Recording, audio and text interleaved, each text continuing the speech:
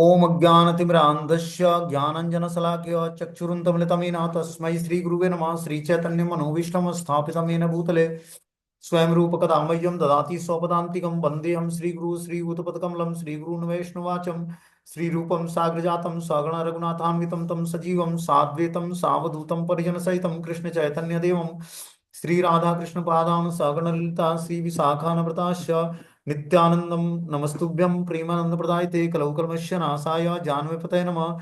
नमो महावदन्याय कृष्ण प्रेम प्रदायते कृष्णाय कृष्ण चैतन्य नामने गौरद्विष नमः। अनर्पित चरिचिरात करुणावतीर्ण कलौ समर्पित उन्नत उज्ज्वल रस सौभक्ति श्रियम हरिपुरट सुंदर भूत कदम्ब संदीप्तम सदा हृदय कंदरे स्मृत्वा सुचिनंदनम संसार दुःख जल दो पतितस्य कामा क्रोधादीन क्रम करे कवले कृतस्य दुर्वासना निगटितस्य निराश्रयस्य चैतन्य चंद्र मम देहि पदावलंबम चैतन्य चंद्र मम हृदय कुमुदम विकास्यम हृदम विदेहि निज चिंतन भृंगरंगे किंचापराध तिमिर निविड्य विधूयं पादामृतं सदा पायत दुर्गतं माम्। आजानुलंबित भुजो कनकावदातो संकीर्तने कपितरो कमलायताक्षो विश्वम्बरो द्विजबरो युगधर्मपालो वंदे जगत्प्रियकरो करुणावतारो नमस् नमस्त्रय काल सत्याय जगन्नाथाय सुताय च सभृत्याय सपुत्राय सकलत्राय ते नमः।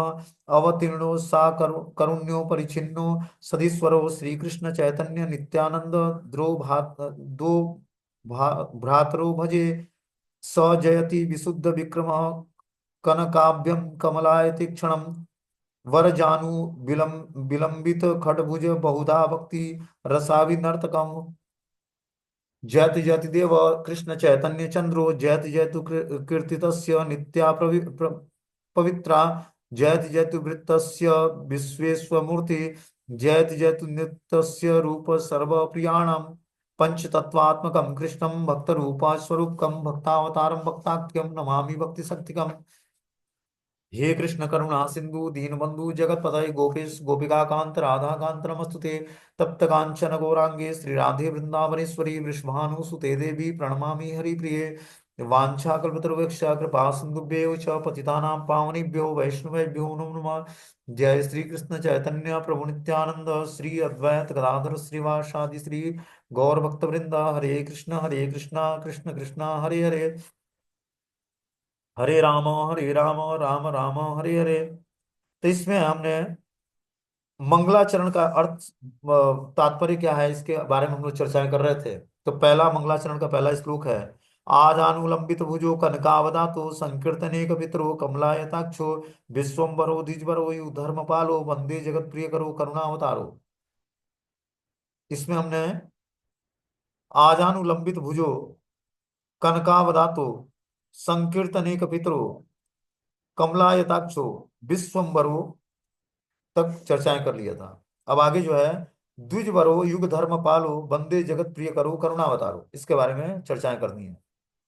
तो द्विज वरो द्विज शब्द से में साधारण भाव से संस्कार विशिष्ट ब्राह्मण क्षत्रिय और वैश्य को समझने पर भी द्विजवर शब्द में इस स्थान का आचार्य लीला अभिनयकारी ब्राह्मण वेशी दोनों प्रभुओं को समझा जा रहा है।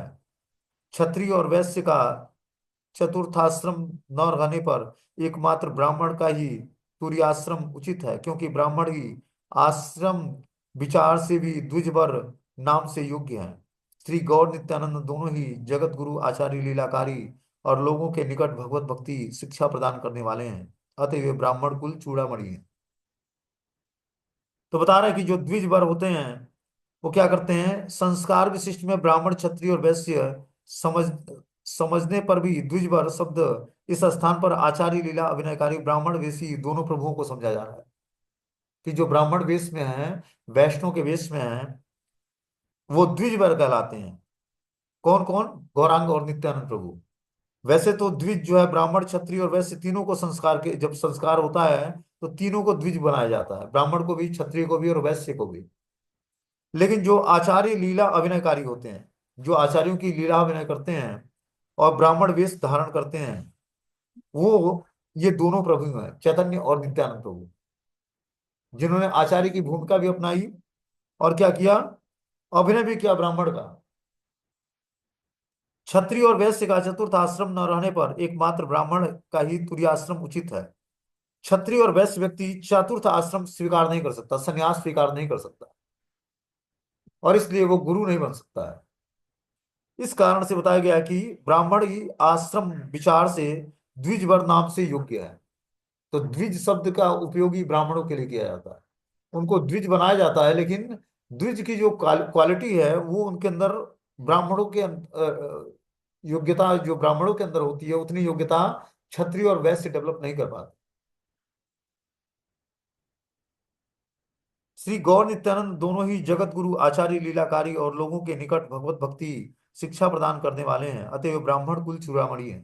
तो जो गौरांग और नित्यानंद प्रभु हैं, ये ब्राह्मण कुल के चूड़ामणि हैं। इसलिए इस अवतार द्वारा गौड़ और क्षेत्र मंडल में ब्रज की तरह गोप जाति अभिमान से संभोग रत में किसी गोप वधु के साथ उसका रक्षादि विलास या स्वेच्छाचारिता नहीं है।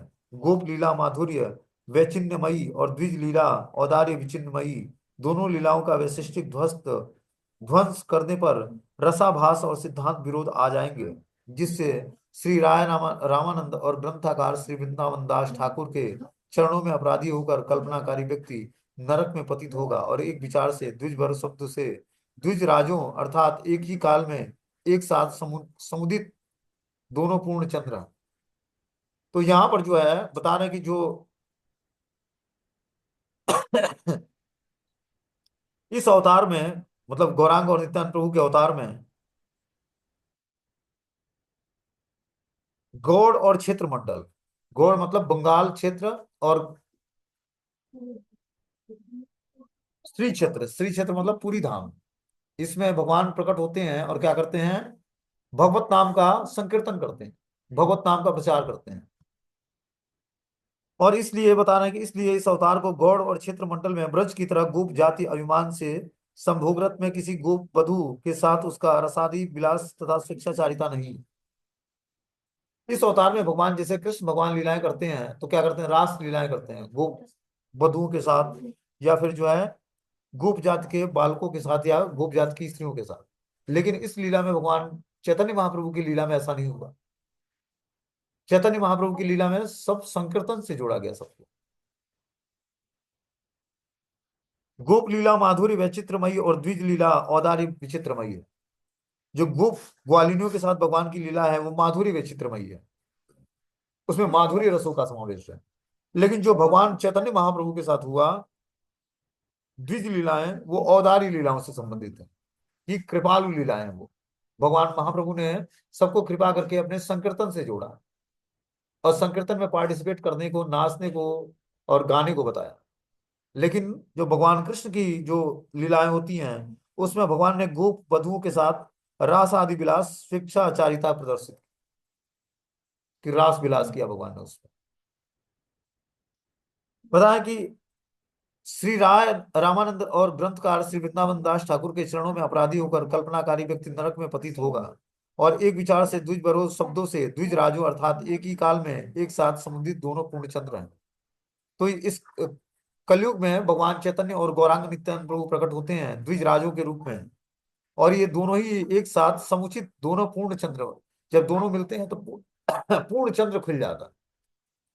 जैसे चंद्रमा क्या होता है, पूर्णिमा को पूर्ण अपने कलाओं के साथ जो है आसमान में दिखता है, उसी तरह जब गौरांग और नित्यानंद प्रभु दोनों मिल जाते हैं तो पूर्ण चंद्र खिल जाता है। जैसे उस तरह गौरांग और नित्यानंद प्रभु के प्रकट होने पर ऐसा दर्शन होता है। अब आगे है युग। इसमें बताया गया कि मंगलाचरण के पहले श्लोक में है कि विश्वम्भरो द्विजभरो युग धर्म पालो।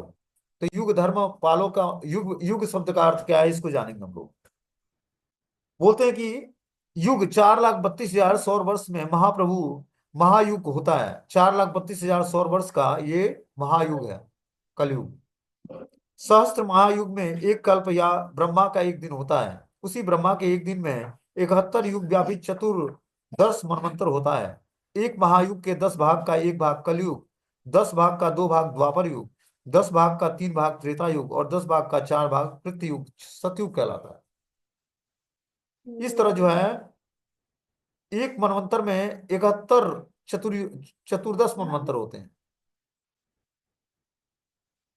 उस एक महायुग के 10 भाग का एक भाग कलयुग कहलाता है, 10वां भाग का दो दूसरा भाग द्वापर, 10वां भाग का तीसरा भाग त्रेता युग और 10वां भाग का चौथा भाग कृत युग कहलाता है, सतयुग कहलाता है। युग धर्म सतयुग में ध्यान, त्रेता युग में यज्ञ, द्वापर में अर्चन और कलयुग में नाम संकीर्तन ही युग धर्म है। जिस तरह कलयुग में हम सुनते हैं कि नाम संकीर्तन ही करके व्यक्ति का कल्याण होने वाला है, हरि नाम का संकीर्तन मतलब जप या उच्च स्वर से कीर्तन करेगा तो कलयुग के जीवों का उद्धार हो जाएगा।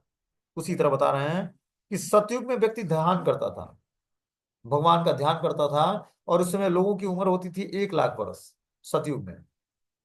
तो ध्यान करते थे 60,000 वर्ष, 50,000 वर्ष, 40,000 वर्ष, 10,000 वर्ष, जैसे ध्यान की उनकी स्टेमिना थी, और भगवान को का दर्शन कर लेते थे ध्यान में। आगे बढ़े तो त्रेता युग आया। त्रेता युग में यज्ञ के माध्यम से भगवान का दर्शन होता था। यज्ञ करता व्यक्ति हवन डालता यज्ञ में, यज्ञ पुरुष उत्पन्न होकर यज्ञ की हवि स्वीकार करते हैं। भगवान विष्णु यज्ञ से प्रकट होते हैं और उसमें जो हवि डाली जाती है, हवन डाला जाता है, उसको स्वीकार करते हैं वो।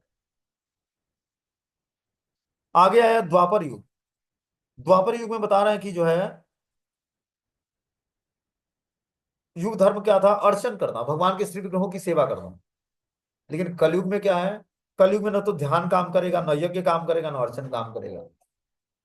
क्योंकि ध्यान करने बैठेगा व्यक्ति तो धन का चिंतन होगा, सुंदर स्वरूप का चिंतन होगा। तो ध्यान योगी जो है, ये कलयुग नहीं है कि ध्यान योग का व्यक्ति पालन कर सके। और यज्ञ भी नहीं कर सकता क्योंकि ब्राह्मण शुद्ध नहीं है, मंत्र शुद्ध नहीं है, स्थान शुद्ध नहीं है, यज्ञ की हवि शुद्ध नहीं है, तो यज्ञ भी सफल नहीं होगी।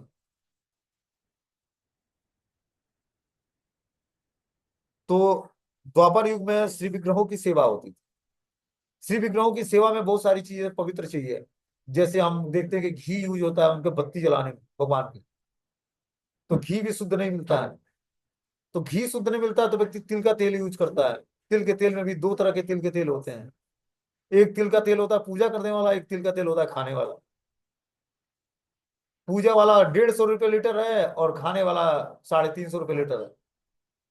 ये चैतन्य भागवत का पार्ट नहीं है, लेकिन मैं बताना चाहता हूँ कि पूजा के लिए चाहिए या खाने के लिए चाहिए। तो पूजा के लिए चाहिए तो 150 रुपये दो।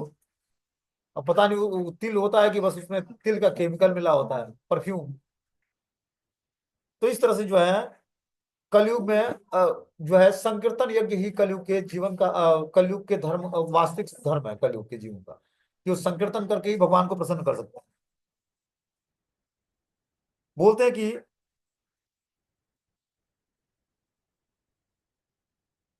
कली सभा जनयंत्यायम गुणज्ञाम सारभागिनम यत्र संकीर्तन कर संकीर्तनेनैव सर्वस्वार्थे अभिलभ्यते।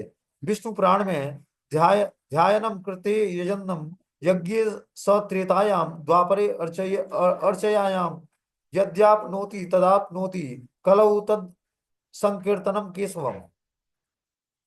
युग धर्म पालो कर्म कांड। अब अगला जो है युग धर्म के युग धर्म पालो, ये प्रणाम मंत्र में आता है क्या, कि आजानुलंबित भुजो कनकावदातो संकीर्तनिक पितरो कमलायताक्षो विश्वम्भरो द्विजभरो युग धर्म पालो। तो युग धर्म पालो का क्या अर्थ है, कि कर्म कांड पर शास्त्र विचार में कली काल में दान ही युग धर्म है। कि कलयुग का कर्म कांड के नियमों में अगर जो शास्त्र विचार किया जाए तो कलयुग में बस दान ही एक व्यक्ति का युग धर्म है। कि और जो कलयुग में व्यक्ति दान करेगा तो धीरे धीरे शुद्ध होगा वो। क्या दान करेगा, तो जो भी उसके पास सामर्थ्य है, धन का सामर्थ्य है धन दान करे, अन्न का है तो अन्न का दान करे, कन्या है तो कन्या का दान करे, गौ है तो गौ का दान करे, भू है तो जमीन है तो जमीन का दान करे, जो विद्या है तो विद्या का दान करे, बल है श्रम है तो श्रम का दान करे, जो भी उसके पास सामर्थ्य है उसका दान करे व्यक्ति। तब कलयुग का जीवों का, कलयुग में कलिकाल का धर्म है दान देना। किंतु महाबदन्याय श्री गौरांग नित्यानंद प्रभु दोनों प्रभु युग धर्म के पालक पालक के रूप में कृष्ण संकीर्तन का प्रवर्तन किया। कृष्ण वर्णम तुषा कृष्ण सांगोपांगस्त पार्षदम यज्ञ संकीर्तने प्राय यजंत ही सुमेधसा आसनम वर्णाश्रयो हास्यम गृहणत्यो अनु युगम तनु शुक्लो रक्तस्तथा पीत इदानीम कृष्णतयाम गताम।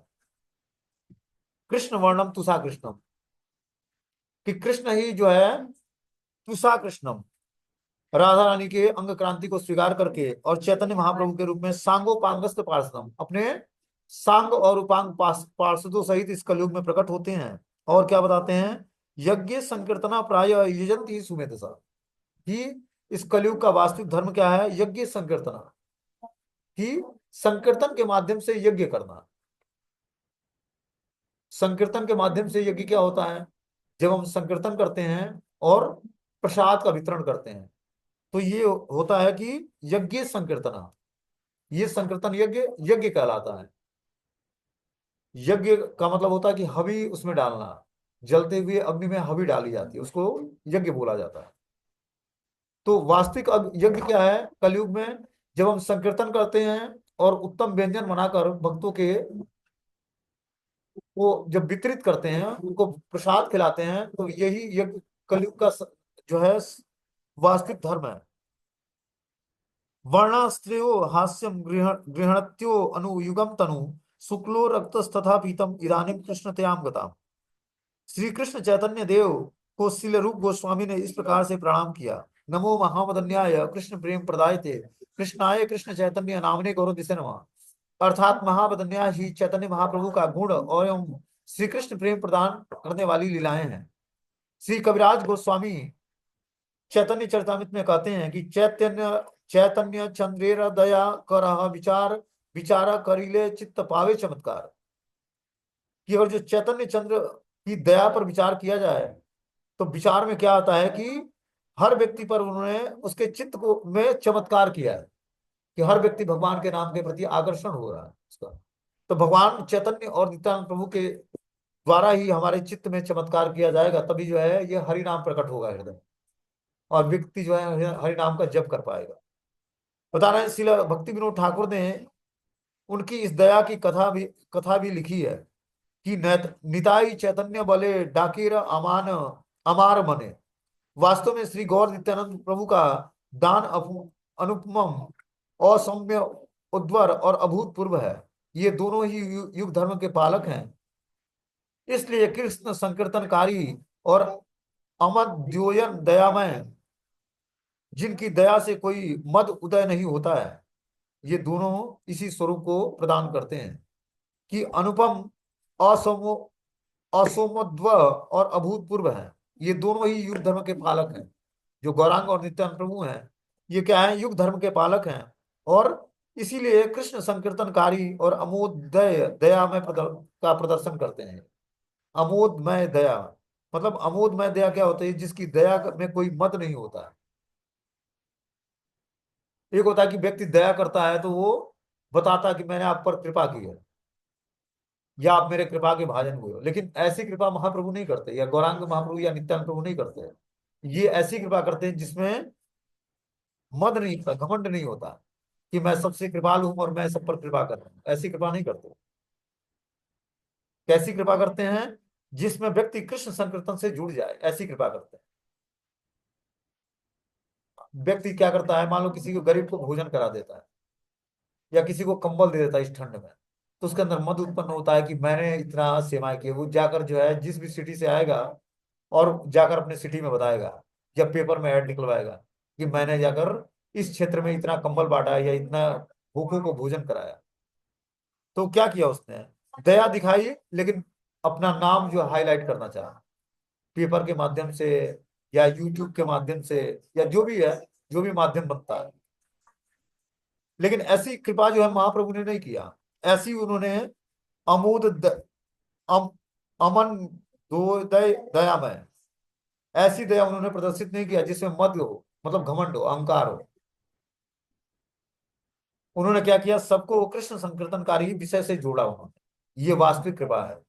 अब आगे जो है इसमें बता रहे हैं कि जगत प्रिया करो, जो हमने श्लोक पढ़ा कि विश्वम्भरो द्विजवरो युग धर्म पालो बंदे जगत प्रिय करो। तो इसमें जगत प्रिय करो का अर्थ क्या बता रहे हैं, बोलते हैं श्री गौर नित्यानंद प्रभु दोनों ही जगत के प्रियकारी हैं।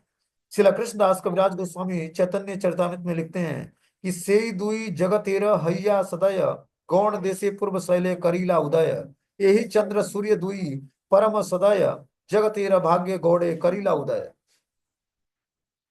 बता रहे कि से दुई जगतेरे हैया सदय, ये जो दोनों दोनों भाई हैं, चैतन्य और नित्यानंद, ये इस जगत में सदैव हैं। और गौड़ देश पूर्व देश शैले करीला उदय, इनका उदय जो हुआ है गौड़ देश में हुआ। गौड़ देश किसको बोलते हैं? बंगाल को।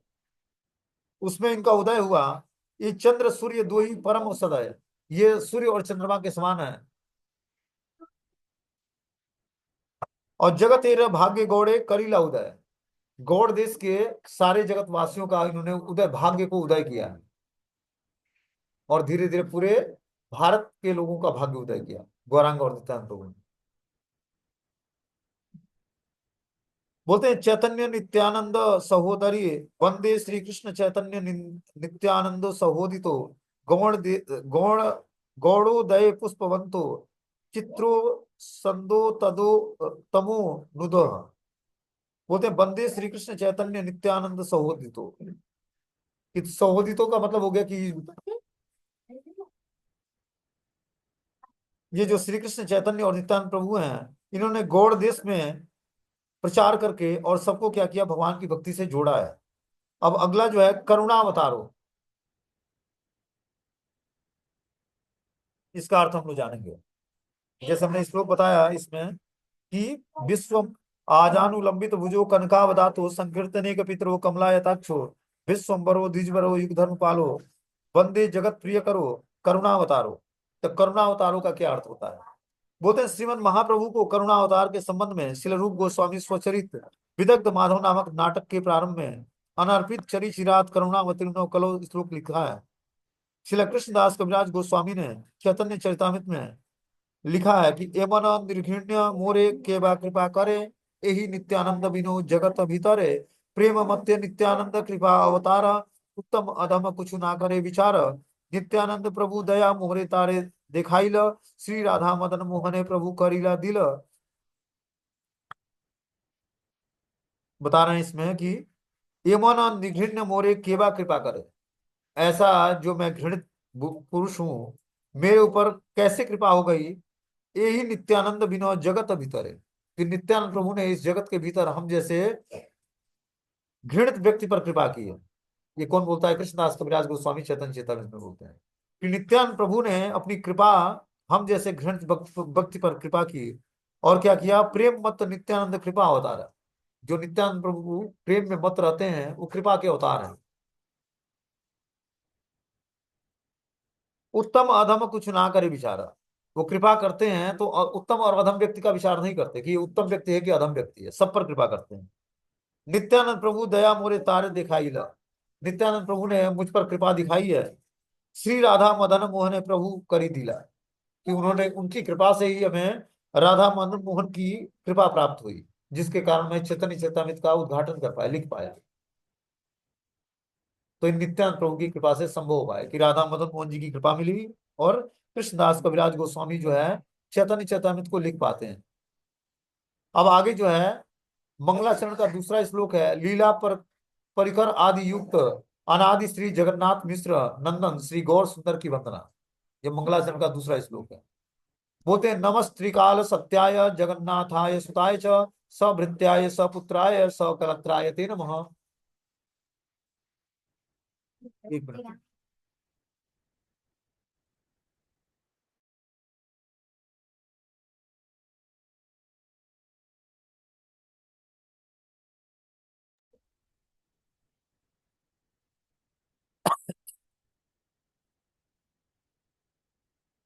बोलते हैं इसमें कि नमस्त्रिकाल सत्याय जगन्नाथाय सुताय च सभृत्याय सपुत्राय सकलत्राय ते नमः। हे प्रभु, आप भूत भविष्य और वर्तमान इन तीनों युगों, तीनों ही कालों में सत्य हैं। आप जगन्नाथ मिश्र के नंदन हैं। आप परिकर तथा भृत्य रूपी भक्तगण, आपके पुत्रगण, पुत्र रूप में गृहित त्यक्त गृह गोस्वामी आदि शिष्यगण, अर्थात अथवा कृष्ण संकीर्तन नामक अभिधेय विशेष के एवं आपके कलत्र गण, विधि विधि विचार से भू शक्ति स्वरूप श्री विष्णु प्रिया, श्री शक्ति स्वरूपा श्री लक्ष्मी प्रिया, लीला नीला या दुर्गा शक्ति स्वरूपा श्री नवदीप धाम, और रुचि विचार से पंडित गदाधर दास गदाधर, नरहरि रामानंद राय, जगदानंद पंडित आदि शक्ति वर्ग के सहित आपको पुनः पुनः नमस्कार। तो इस श्लोक में बता रहे हैं वो कि नमस्त्रिकाल सत्याय, मतलब आप भूत भविष्य और वर्तमान इन तीनों लोगों ही की कालों की सत्यता को जानने वाले हैं। जगन्नाथाय सुताय च, आप जगन्नाथ मिश्र के नंदन है, पुत्र हैं। सभृत्याय सपुत्राय सकलत्राय ते नमः। इसका मतलब क्या हुआ कि आपके परिकर तथा भृत्य रूपी भक्तगण, आपके पुत्रगण, पुत्र रूप ही गृहित तत्व गृह गोस्वामी आदि, जो तत्व गृह गोस्वामी क्या है, 6 गोस्वामी हैं, जिन्होंने अपने परिवार को त्याग करके और महाप्रभु की शरण ग्रहण की। उस तत्व गृह गोस्वामी आदि शिष्यगण अथवा संकीर्तन नामक अविधेय विशेष के एवं आपके कलत्रगण विधि विचार से भूशक्ति स्वरूपा स्वरूपा शक्ति जो विष्णु प्रिया है, और श्री शक्ति स्वरूपा श्री लक्ष्मी प्रिया, लीला और नीला या दुर्गा देवी शक्ति स्वरूपा क्या है, श्री नवदीप धाम है, और रुचि विचार शक्ति क्या है, पंडित गदाधर, दास गदाधर, नरहरि ठाकुर, रामानंद राय, जगदानंद पंडित आदि शक्ति वर्ग के सहित आपको मैं नमस्कार करता हूँ। मतलब मंगलाचरण का दूसरे श्लोक में ये भगवान की सारी जो त्रिकाल सत्य भगवान है, जगन्नाथ मिश्र के जो सुत हैं, पुत्र हैं, उनके जो भृत्यगण हैं, उनके पुत्रगण जो हैं, और कलत्रगण हैं, उन सबको नमस्कार करते हैं। कौन? वृंदावन दास ठाकुर महाशय। इसका अर्थ ये है। इसका आगे अर्थ बताया जा रहा है विस्तार से इसमें कि वंदना के द्वितीय श्लोक में श्रीमन महाप्रभु इस प्रकार से वंदित हुए हैं। वे त्रिकाल सत्य वास्तव वस्तु अर्थात जन्म मृत्युहीन नित्य तत्व हैं। भृत्य पुत्र और कलत्र आदि आंगोपांगस्त पार्षद रूप विलास परिकर गण के साथ उन्हीं जगन्नाथ सुत श्री गौरांग सुंदर को नमस्कार करता हूँ। जगन्नाथ सुत कहने से एक वचन द्वारा श्री गौर सुंदर को ही लक्ष्य किया गया है। जगन्नाथ के दूसरे पुत्र श्री विश्वरूप या शंकरारण्य स्वामी लक्षित नहीं हुए हैं, क्योंकि बाल्यावस्था में ही संन्यास ग्रहण करने एवं किसी उदासीन शिष्य के दीक्षा गुरु न होने के कारण उनके प्रति दोनों विशेष सकलत्र या सुपुत्र प्रयुक्त नहीं हो सकता है। बता रहे हैं यहाँ पर कि जगन्नाथ मिश्र के 2 पुत्र थे, ठीक है ना। पहले पुत्र थे विश्वरूप, जो या शंकरारण्य स्वामी उनको लक्षित किया जाता, बोला जाता था, क्योंकि बाल्यावस्था में ही उन्होंने संन्यास ग्रहण करके किसी उदासीन शिष्य से दीक्षा गुरु न होने के कारण उनके प्रति सकलत्र या सुपुत्र प्रयुक्त नहीं किया जा सकता, क्योंकि ये भी जगन्नाथ मिश्र के पुत्र थे। तो ये जो है, यदि कहें तो श्री गौर सुंदर के प्रति ही सुपुत्र पद कैसे प्रयोग हो सकता है। इसके उत्तर में यह जानना होगा कि इनके उदासीन गोस्वामी शिष्यगण ही उनके पुत्र और गृहस्थ शिष्यगण ही उनके भृत्य रूप में गृहीत हुए हैं। कि जो महाप्रभु के गोस्वामी शिष्य थे, क्या बता रहे हैं, उदासीन गोस्वामी थे। उदासीन मतलब भौतिक विषयों से उदासीन थे वो, तो उनको उदासीन गोस्वामी बोला गया है। वो शिष्यगण थे, और जो उनके शिष्यगण जो गृहस्थ आश्रम में थे वो पुत्रगण थे। तो महाप्रभु के 2 तरह के शिष्य थे। एक विरक्त आश्रम में थे, जैसे जो 6 गोस्वामी थे, और एक गृहस्थ आश्रम में थे, जैसे रामानंद राय, और भी बहुत सारे जो है भक्त लोग जो है गृहस्थ आश्रम में थे। जगदानंद पंडित, बगलेश्वर, रामानंद राय, नरहरि ठाकुर, ये सब गृहस्थ आश्रम के भक्त थे। तो ये जो गृहस्थ आश्रम के भक्त थे, ये क्या है कि महाप्रभु के भृत्य रूप में गृहित हुए थे, मतलब ये भृत्य सेवक थे। उनके पुत्र रूप से अच्युत गोत्रीय त्यक्त गृह त्रिदंडियों का स्थान है। जो पुत्र रूप में थे वो अच्युत गृहित त्यक्त गृह त्रिदंडी सन्यासी थे। तो जो सन्यासी गण थे वो महाप्रभु के पुत्र रूप में थे। श्री रूप प्रभु ने स्व रचित उपदेशामृत के आरंभ में श्री रूपानुगा संप्रदाय को ही त्रिदंडी संप्रदाय रूप में निर्दिष्ट किया है। कि जो रूपानुगा संप्रदाय है, यही त्रिदंडी सन्यासी जो है, जो रूपानुगा संप्रदाय में, जो अपने गौड़ी वैष्णव संप्रदाय को रूपानुगा संप्रदाय बोला जाता है। इस संप्रदाय में जो त्रिदंडी स्वामीगण हैं, वो क्या है, वो वास्तव में निर्दिष्ट किया गया उनको। ये सभी वास्तव में श्रीमद महाप्रभु के निज वंशज हैं। श्री अद्वैत संतान श्री अच्युत प्रभु ने ही अच्युत गोत्रीय गणों के मूल पितृरूप में अपनी अच्युतानंद संज्ञा ग्रहण की है। श्री नित्यानंद और श्री अद्वैत दोनों प्रभुओं कि अद स्तन गण उन दोनों प्रभुओं के ही प्रभु श्रीमद महाप्रभु को के भृत्य मात्र हैं। तो भृत्य के रूप में बता रहे हैं कि यहाँ पर पितृ रूप में अच्युतानंद और नित्यानंद और अद्वैत प्रभु, ये जो है भृत्य रूप में माने गए हैं। ये भृत्य गण है। विधि विचार से भू शक्ति स्वरूपा विष्णु प्रिया, जो भू स्वरूपा बताई गई है वो विष्णु प्रिया माता है, जो महाप्रभु की पत्नी थी। और श्री शक्ति स्वरूपा लक्ष्मी प्रिया माता है। महाप्रभु की दो पत्नियां थी, पहले विष्णु प्रिया, दूसरी है लक्ष्मी प्रिया। लक्ष्मी प्रिया को श्री शक्ति बताई गई है और विष्णु प्रिया को भू शक्ति बताई गई है। श्री गौर नारायण की दो पत्नियां एवं लीलाएं नीला या दुर्गा शक्ति स्वरूपा श्री नवदीप धाम और रुचि विचार से पंडित गदाधर दास, श्री नरहरि, श्री जगदानंद, श्री बक्रेश्वर, श्री रामानंद, श्री रूप सनातन आदि गोस्वामी गण सभी श्री गौर गोविंद के कलत्र रूप में गृहीत हुए हैं, कि महाप्रभु के ये कलत्र रूप में थे। अब श्री कृष्णदास कविराज गोस्वामी चैतन्य चैतन्य में लिखते हैं कि एक महाप्रभु आर प्रभु दुई जन, दुई प्रभु सेवन महाप्रभु चरण, कि एक महाप्रभु आर प्रभु दुई जन, महाप्रभु एक थे, उनके दो प्रभु जन थे उनके साथ। दो ही प्रभु सेवन महाप्रभु चरण, कि दोनों जो जन थे वो महाप्रभु के चरण कमलों का सेवन करते थे। कौन कौन? नित्यानंद प्रभु और हरिदास ठाकुर। तो ये महाप्रभु के दोनों जो है खास जन थे, जो महाप्रभु के चरण कमलों का सेवन करते थे, पूजा करते थे। अब तीसरा श्लोक इसमें बताया जा रहा है कि श्री गौर नित्यानंद की पुनः वंदना श्री मुरारी गुप्त द्वारा रचित है। अतीर्णो सा करुण्यो परिच्छिन्नो सदीश्वर श्री कृष्ण चैतन्य नित्यानंद दो द्रो भातरो भ्रातरो भजे। बता रहे हैं इसमें कि करुणामय औदार्य विग्रह अचिंत शक्ति बल से समन्वित मध्यम कार नित्य स्वरूप सर्व नित्यंता प्रपंच में अवतीर्ण श्री कृष्ण चैतन्य और नित्यानंद नाम दोनों भ्राताओं का मैं भजन करता हूँ। बता रहे हैं यहाँ पर कि जो है कौन? मुरारी गुप्त अपनी रचित श्लोकों में लिखते हैं कि करुणामय औदार्य विग्रह चैतन्य और नित्यानंद, अचिंत शक्ति बल के स्वरूप, मध्यम आकार वाले, नित्य स्वरूप वाले, सर्वनियंता, प्रपंच में अवतीर्ण श्री कृष्ण चैतन्य और नित्यानंद नाम दोनों भ्रात्राओं मतलब भाइयों का मैं भजन करता हूं। बोलते हैं कि परिच्छिन्नो स्वयं रूप और स्वयं प्रकाश तत्व की लीला चिन्मय विलास वैचित्र की प्रकाशक है। श्री गौर नित्यानंद या श्री कृष्ण बलराम दोनों अभिन्न होने से ही स्वयं रूप और स्वयं प्रकाश मूर्ति में दोनों रूपों में दो विग्रह हैं, कि जो चैतन्य और नित्यानंद हैं या श्री कृष्ण और बलराम हैं, वो दो स्वरूपों में स्वयं प्रकाश मूर्ति दोनों रूपों में दो विग्रह हैं। कृष्ण बलराम के रूप में भगवान जो है कृष्ण जो है सांवले कलर के हैं और गौरांग जो है बलराम जी गोरे कलर के हैं।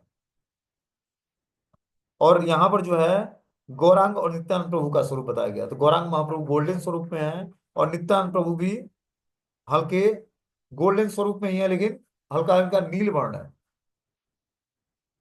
ये दोनों भ्रातरों मतलब दोनों भाई हैं। श्रीमद महाप्रभु और नित्यानंद प्रभु इन दोनों के बीच में प्राकृतिक शरीर के संबंध में भातृ लीला का अभिनय नहीं है। मतलब दोनों में भ्रातृ लीला का अभिनय नहीं है। प्राकृतिक शरीर शरीर में जो उनका शरीर है उसमें ये भ्रातृ लीला का अभिनय नहीं करते हैं। पारमार्थिक गण ने सिद्ध परमार्थ विचार से उन दोनों ही की स्वरूप रूप में स्वयं प्रकाश दोनों लीलाओं का परस्पर अभिन्न और वैशिष्टिक दर्शाने के लिए उन्हें भातृद्वय कहा है। जैसे कृष्ण बलराम नंद बाबा के ही दोनों पुत्र थे, ठीक है ना। लेकिन यहाँ पर जो है गौरांग और नित्यानंद प्रभु, ये जो परमार्थ विचार करने वाले हैं वो लोग मानते हैं कि दोनों भातृगण हैं, भाई हैं, लेकिन वास्तविकता ये नहीं है। ये भातृलीला का अभिनय नहीं करते हैं। जिस तरह कृष्ण और बलराम जी भाई भाई का लीलाएं संपन्न किया उन्होंने, लेकिन ऐसा नित्यानंद और गौरांग महाप्रभु में नहीं था। लेकिन कुछ लोगों का विचार है जो वैशिष्टिक दर्शन लिखते हैं कि ये दोनों भातृद्वय हैं, मतलब दोनों ही भाई हैं आपस में, लेकिन ऐसा नहीं है। जिस तरह कृष्ण बलराम के चरित्र में देखते हैं कि दोनों भाई भाई का वो करते हैं, रोल करते हैं। लेकिन नित्यानंद और गौरांग में ऐसा नहीं है।